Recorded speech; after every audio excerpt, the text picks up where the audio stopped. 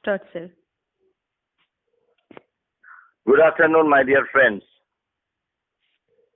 This is Amit Bhattacharya, Professor of English, University of Gurbango. And I welcome you to one of my uploads. We are discussing certain poems of Kamala Das, the very famous and yet controversial woman poet, Indian woman poet who wrote in English. And today I have chosen for discussion the poem Peripeurperal Insanity. Now, this poem I have taken from the Collected Poems, Volume 1 of Kamala Das, published privately by Kamala Das herself in 1983. Now, for this presentation, which I hope to complete in 2 installments, I would like to acknowledge my debt of gratitude to Dr. Anindya Kumar Roy, Associate Professor of Psychiatry, Malda Medical College and Hospital. Actually, this poem is about a mental condition, puerperal insanity. It's a mental condition, as I have already pointed out, and this affects pregnant women or those who have just recently given birth to a child. Now, the addition of the prefix peri, that means around, actually suggests the span of this insanity in the prenatal, natal, and postnatal stages. So, from before the conception to after childbirth, this mental anxiety, phobia or melancholia affects a psychotic individual, a woman. And while talking to Dr. Anindya Kumar Roy about this, I have learned from him how often puerperal blues that ultimately changes into puerperal depression and ultimately into puerperal psychosis. Often it has got a source in a sense of paranoia. If a psychotic woman gets pregnant, often this pregnancy may be unwanted or unplanned. So there first comes a sense of denial, the depression, and before that even the blues. There are 3 stages, actually 3 very important feelings that are associated with this mental state. They are helpless, worthless, and hopeless. Sometimes it leads to infanticide or suicide, apathy or antipathy towards the child or to the world outside, from which the sufferer tries to isolate herself. Sometimes there is also some kind of vulnerability whereby the woman suffers from a fear that the world outside of which the husband figures, the doctors, the in-laws, and other acquaintances may be planning to take away the child from her. In this extreme case or such cases, sometimes it so happens that the woman includes the baby, which is actually the fruit of her own body in a way, into her own being. And as a result, tries to shield the baby as some kind of a part of her own being. So we are, first of all, forced to concede how complicated and diverse both the manifestation and the results, the ramifications of such mental condition may be. One, an antipathy towards the child, and two, even a severe protective, even concealing instinct towards the child. So, this is what Kamala Das's poem talks about. Now, before we read this poem, again, certain other things need to be clarified. This is a kind of a memory poem, wherein the narrated time and the narrating time are different. It seems as if the woman is looking back at a particular state, a particular phase in her life associated with childbirth. And as a result,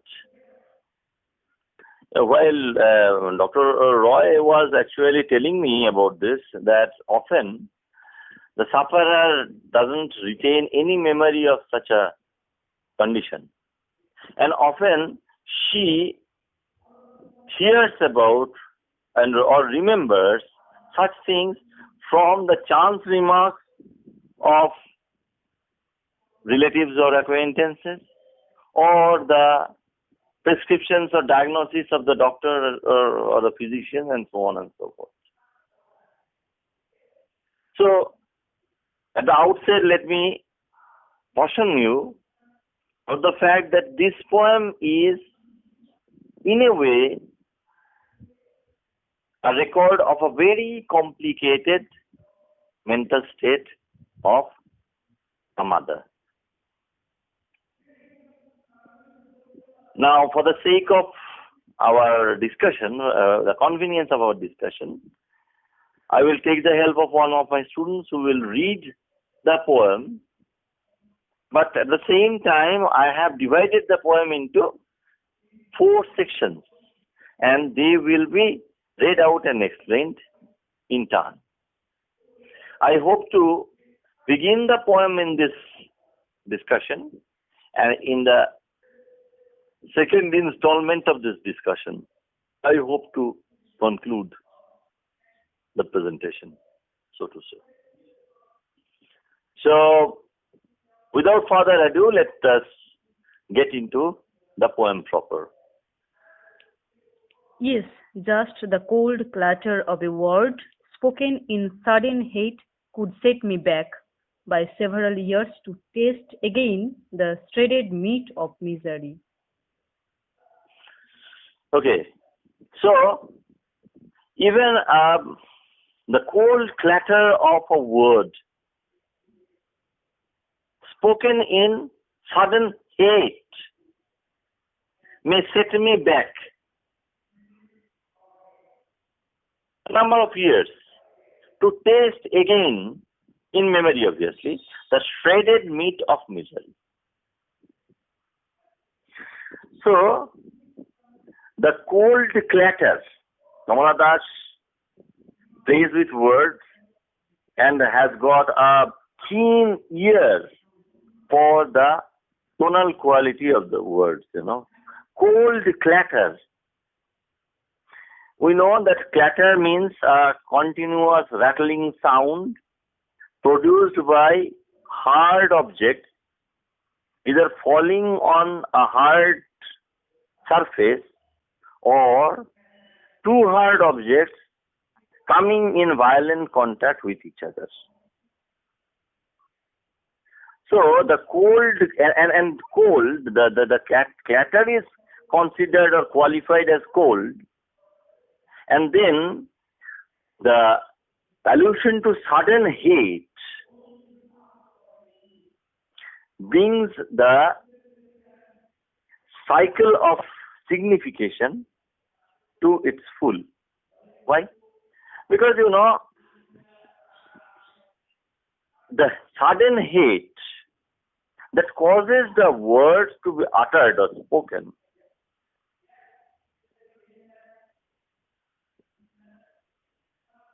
denies any warmth to it. Here, the utterer and the listener are actuated by strong and well-defined subject positions. So, the hatred of the utterer also strikes from the hearer a corresponding unfavorable reaction.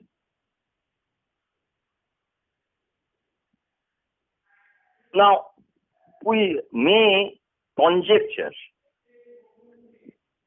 a la Wordsworth, will no one tell me what she sings, perhaps the plaintive numbers blow, some old unhappy far off things or battles long ago. I'm going back to the solitary reaper, Often when we don't understand, we may make guesses, and sometimes educated guesses. Here, the word that may be uttered in hate, because the reference is to a loveless married life, conjugal life, the hateful word may be either insanity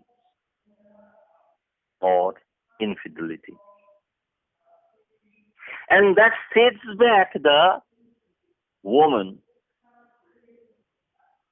by a few years. And in her memory, she again feels the pain of the shredded meat of misery. Now, this phrase actually has bothered me a lot. Shredded commonly means torn into very little strips. Any cloth or paper or even rubber or leather can be shredded. But shredded, I have also found out, can also mean muscular.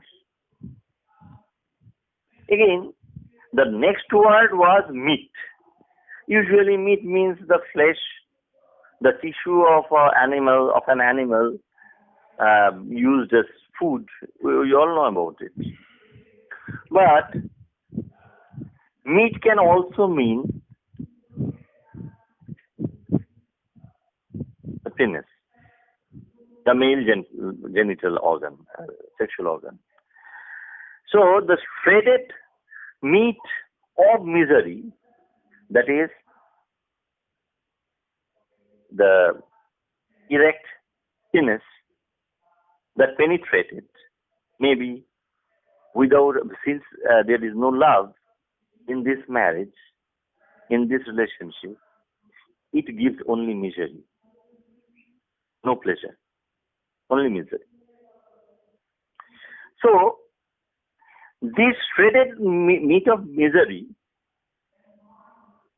we will have to retain in our mind, because the next section that will be read out now will not be understood without reference to this shredded meat of misery.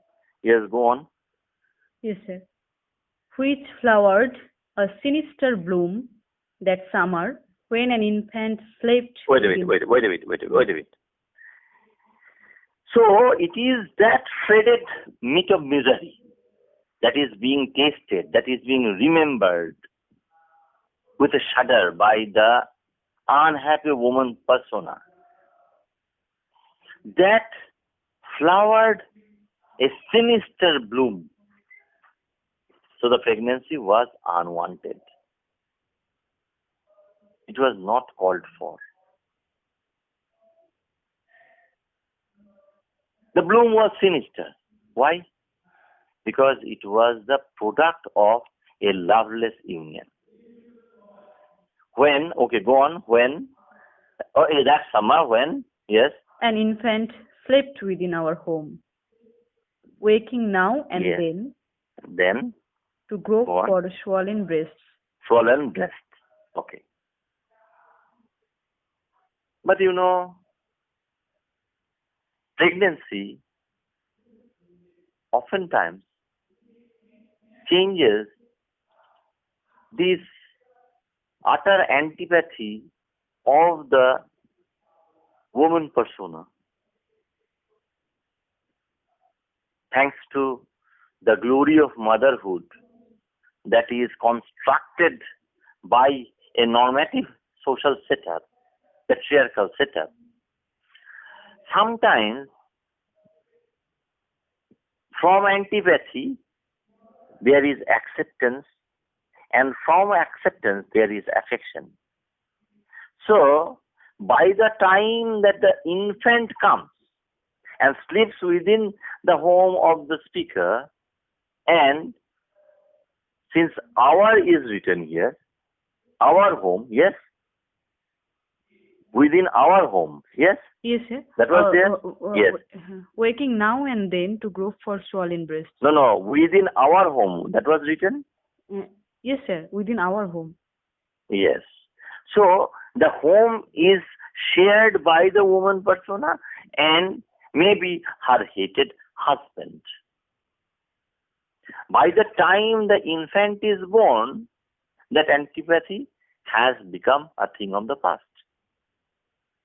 And now, the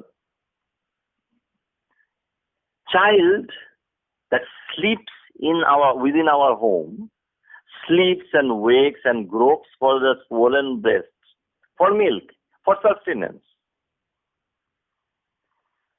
Actually, the helpless child and its dependent status binds it to the mother figure in a bond of mutual love and dependence. So we have come to the end of the second section of the poem, and we have set the context of the poem as well. So in the next two sections, the growth and manifestation of this puerperal insanity will be explained, will be described by the poet speaker. I hope to discuss that aspect of the poem in my next installment of the discussion. Thanks for watching.